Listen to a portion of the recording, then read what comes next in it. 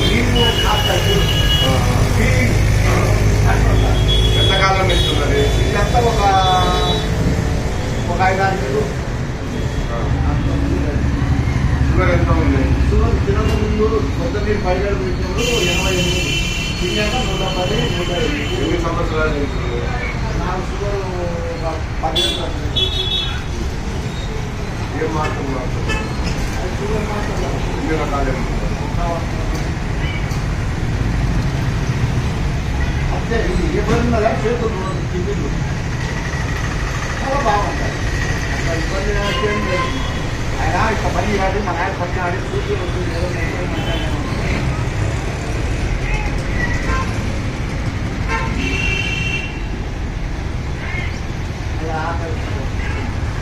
విరోచనం బాగా కాపీ చేస్తుందా? ఇబ్బంది ఉంటుంది. షుగర్లో న్యూరో ప్రాబ్లం అది, నరాలకు సంబంధించిన షుగర్లో నరాల ప్రాబ్లం.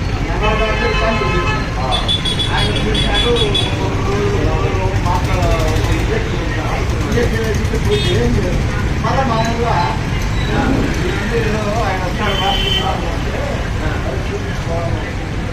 నేను ఇదేం మందు లేదు, ఒక రకాలు ఆహారం తినే పద్ధతులు చెప్తా. నెల పాటించు. వచ్చే నెల 25వ తారీఖు వస్తా నేను. ఆ రోజు దానికి సంబంధించిన వైద్యం చేస్తా. ఈయన తగ్గకుంటే ఇప్పుడు నేను చెప్పేది నువ్వు వాడితే దీంతోనే తగ్గిపోతుంది. ఇంకా నీకేం మళ్ళా అదే అదే చెప్తా ఉన్నా.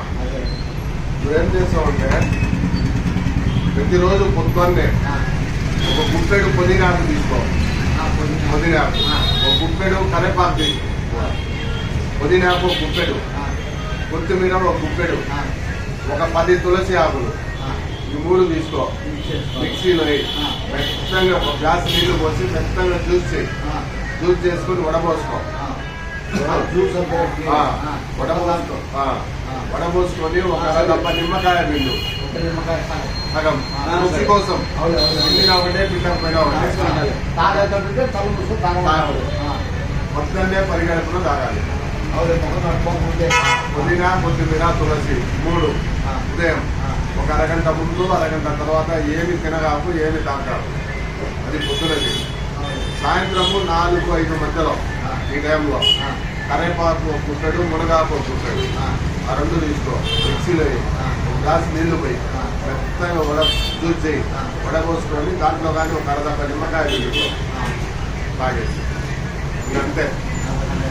ఏం చేయగా ఇది వాడు.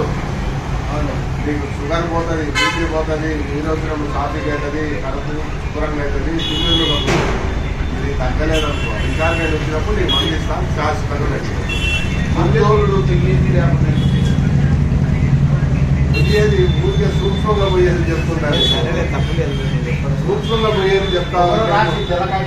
ఇదే ఉంది, ఇది రాసి పెట్టిన అదే రాసి పెట్టినా అదే వాడు చాలు.